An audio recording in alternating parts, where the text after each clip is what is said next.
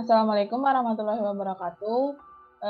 Kami dari kelompok 10 mata kuliah BK di sekolah dasar ingin mempresentasikan materi dari kelompok kami, yaitu kegiatan administrasi dengan dosen pengampu Bapak Ahmad Sugianto SPD MPD dan Bapak Dr. Ali Rahman MPD. Perkenalkan anggota kelompok 10, yaitu ada saya sendiri, Areta Natanila Rahman, dengan NIM 2010123220043. Ada Clarissa Rahel dengan NIM 2010123220009 dan Weni Rosalinda dengan NIM 2010123120007. Berikutnya materinya akan dijelaskan oleh teman saya.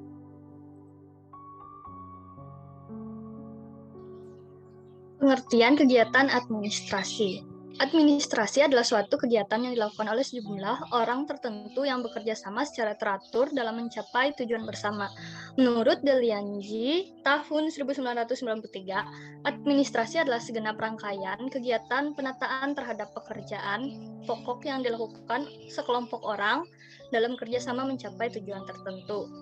Lalu yang kedua, definisi administrasi yang berasal dari bahasa Belanda mempunyai arti setiap penyusunan keterangan-keterangan secara sistematis dan pencatatannya secara tertulis dengan maksud untuk memperoleh suatu ikhtisar mengenai keterangan-keterangan.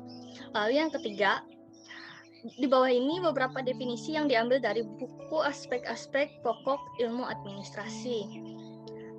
Lalu yang keempat sebagai berikut, Prayudi Atmosordirjo, administrasi merupakan suatu fenomena sosial yang suatu perwujudan tertentu dalam masyarakat modern. Dan lalu administrasi berkenaan dengan penyelesaian hal apa yang hendak dikerjakan dengan tercapainya tujuan-tujuan yang telah ditetapkan. Next slide. Proses administrasi. Yang pertama yaitu perencanaan atau planning. Perencanaan adalah sebuah proses mempersiapkan serangkaian pengambilan keputusan untuk dilakukannya tindakan untuk mencapai tujuan organisasi. Yang kedua, pengorganisasian atau organizing. Pada dasarnya, pengorganisasian termasuk dalam kegiatan penyusunan rencana untuk menciptakan hubungan kerja antar personal dalam suatu kegiatan organisasi. Lalu yang ketiga, kepegawaian atau staffing. Fungsi kepegawaian ini sudah dijalankan sejak penyusunan perencanaan dan perorganisasian. Lalu yang bagian D, pengarahan atau directing. Pengarahan merupakan suatu usaha dalam memberikan penjelasan, petunjuk secara pertimbangan dalam bimbingan pada pelaksanaan proses dari administrasi.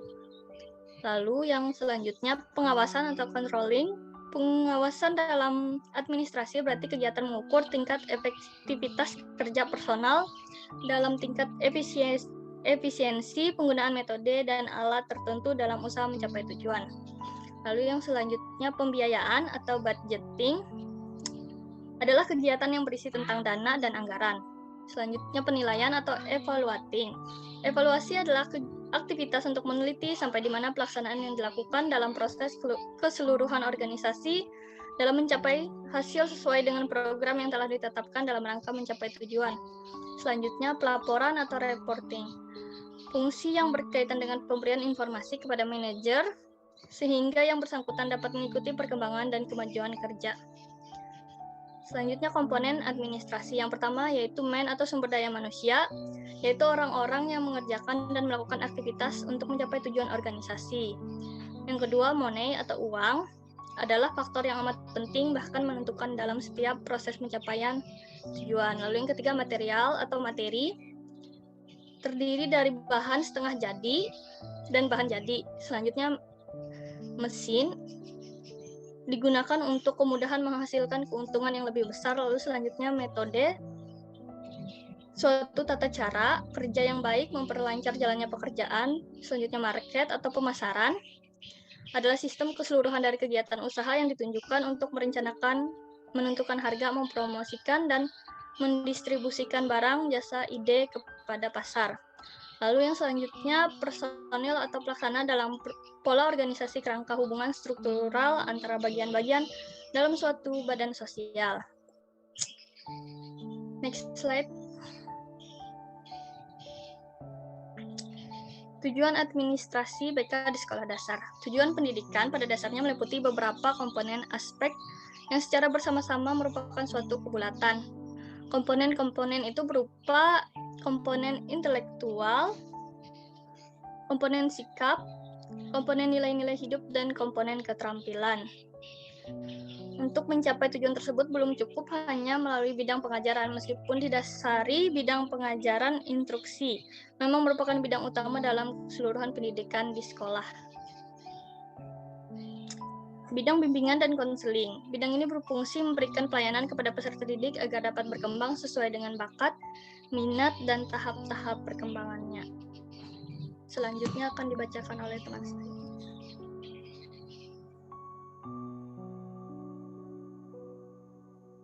Selanjutnya, jenis-jenis administrasi di sekolah dasar. Jenis-jenis administrasi di sekolah dasar yaitu ada 4. Yang pertama, administrasi kesiswaan. Administrasi kesiswaan yaitu untuk mengatur kegiatan-kegiatan peserta didik dari mulai masuk sekolah sampai lulus sekolah. Pengaturan kegiatan peserta didik tersebut diarahkan pada peningkatan mutu kegiatan belajar, mengajar baik intra maupun ekstrakurikuler, sehingga memberikan kontribusi bagi pencapaian visi, misi, dan tujuan sekolah, serta tujuan pendidikan secara keseluruhan. Sasaran administrasi kesiswaan adalah seluruh siswa pada setiap tingkat dan jenjang pendidikan. Yang kedua yaitu administrasi tenaga pendidikan.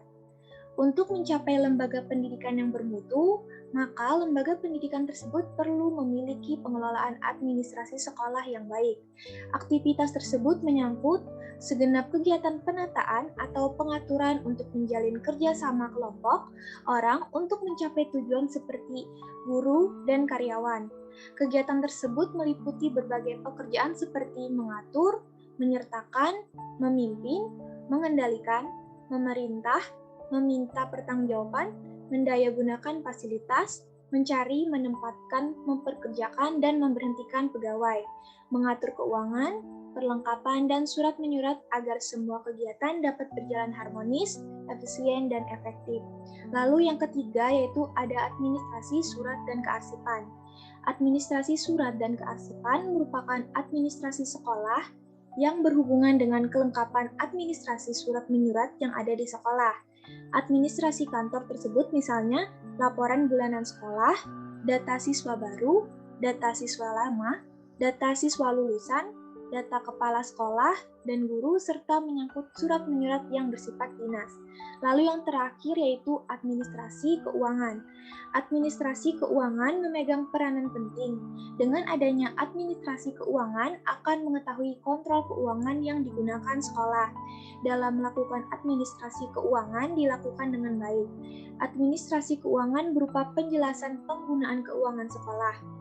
Administrasi keuangan sekolah tersebut berupa kwitansi pembayaran, nota pembayaran, buku kas, rekening koran, dan lain-lain. Pelaksanaan administrasi keuangan diperlukan adanya proses merencanakan, mengorganisasikan, mengarahkan, mengkoordinasikan, mengawasi, dan melaporkan kegiatan bidang keuangan agar tujuan sekolah dapat tercapai secara efektif dan efisien. Next slide. Perangkat administrasi BK di sekolah dasar. Kebutuhan administrasi menjadi prioritas karena berhubungan dengan syarat sebagai guru bimbingan konseling yang mendapatkan sertifikat profesi guru. Perangkat administrasi adalah salah satu syarat mendapat tunjangan profesi guru atau TPG. Dan dalam kondisi inilah guru BK cenderung mengabaikan tugas pokoknya sebagai guru BK yang seharusnya memberi layanan maksimal terhadap peserta didik dan terjebak oleh rutinitas administrasi.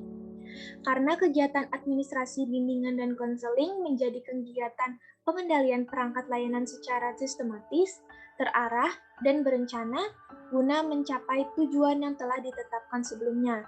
Rangkaian kegiatan penataan ini adalah kegiatan ketatausahaan yang intinya kegiatan ini adalah kegiatan rutin mencatat, mendokumentasikan kegiatan, menyelenggarakan surat menyurat, dengan segala kesesuaian dengan peraturan yang berlaku dan ketentuan dalam membuat laporan, sehingga menjadi kegiatan yang tidak kalah penting dari kegiatan membimbing siswa.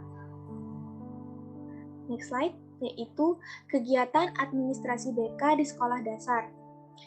Guru bimbingan dan konseling mengadministrasikan seluruh kegiatan bimbingan dan konseling dengan mengikuti format laporan kegiatan layanan bimbingan dan konseling sebagai laporan kerja profesi dan digunakan sebagai perhitungan ekuivalensi jam kerja profesional. Di antaranya yaitu yang pertama, melaksanakan dan menindaklanjuti asesmen kebutuhan, yang kedua, menyusun dan melaporkan program bimbingan dan konseling, yang ketiga, menyelenggarakan evaluasi proses dan hasil, yang keempat, melaksanakan administrasi dan manajemen bimbingan dan konseling. Selanjutnya yaitu masalah dan cara mengatasinya. A, yaitu masalah.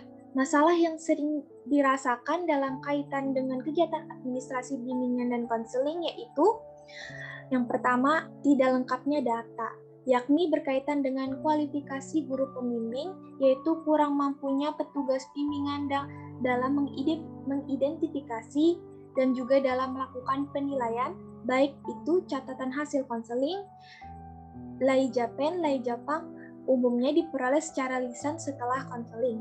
Yang kedua, yaitu sarana dan prasarana. Tidak ada ruang khusus konseling, tempat penyimpanan khusus data.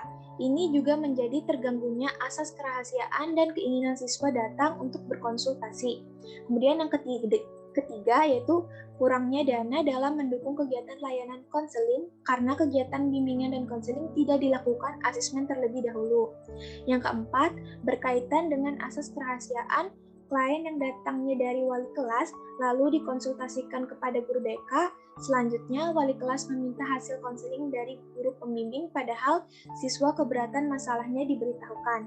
Lalu yang terakhir yaitu koordinasi dan kerjasama antara guru pembimbing dengan guru pembimbing lainnya dalam melayani siswa nampaknya belum menunjukkan kesamaan irama dalam pelayanan konseling secara menyeluruh, disebabkan tidak mempunyai jadwal pertemuan secara berkala. Selanjutnya akan dijelaskan oleh teman saya.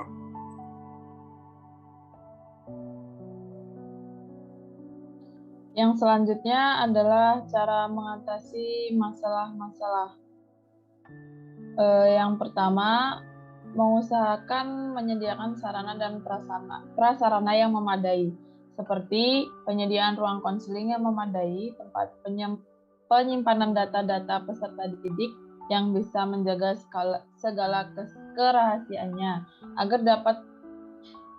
agar mendapat dukungan dari kepala sekolah, guru BK harus mampu menunjukkan unjuk kerja dengan terlebih dahulu, melakukan asesmen terhadap kebutuhan-kebutuhan yang saat ini sedang dilakukan berdasarkan layanan-layanan yang ada.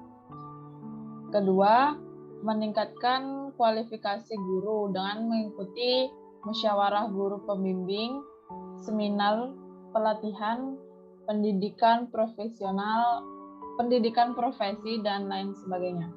Yang ketiga, seorang guru pembimbing dalam menanggapi pertanyaan dari wali kelas dan personil sekolah lainnya harus mampu mempertahankan kerahasiaan siswa dengan memberikan jawaban-jawaban yang bijak.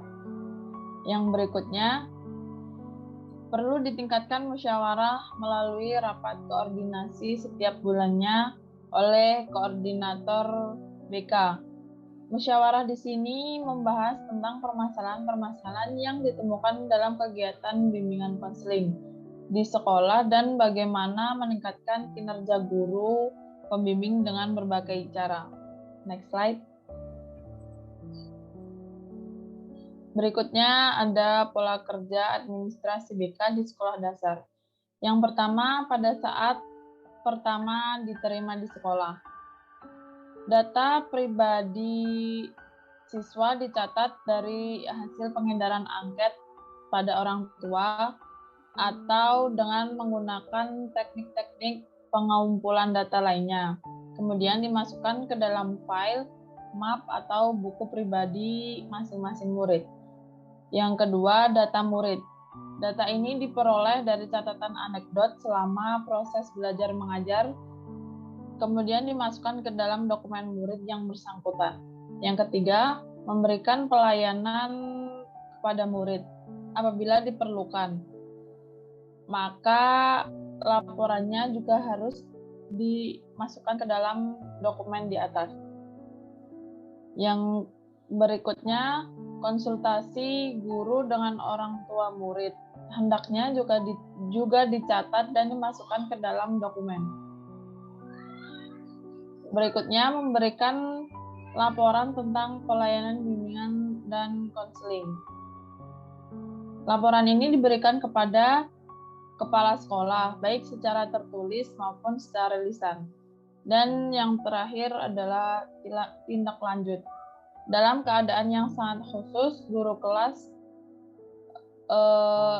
dapat melakukan tindak lanjut bersama dengan petugas yang lebih berwenang dan atas izin kepala sekolah. Next slide.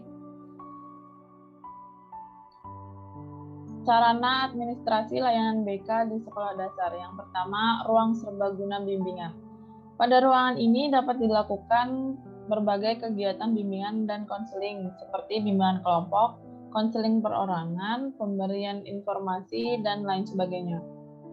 Ruang tersebut harus menyenangkan dan tenang. Kedua, alat-alat mobile seperti almari, meja, kursi konseling, dan kursi tamu. Dan yang terakhir, alat-alat kelengkapan bimbingan. Alat-alat kelengkapan bimbingan seperti alat-alat pengumpul data, alat-alat penyimpan dan pengolahan data, buku paket bimbingan karir, papan media bimbingan, dan sebagainya. Next slide. Baik, terima kasih. Sekian presentasi dari kami. Salah hilaf mohon maaf. Wassalamualaikum warahmatullahi wabarakatuh.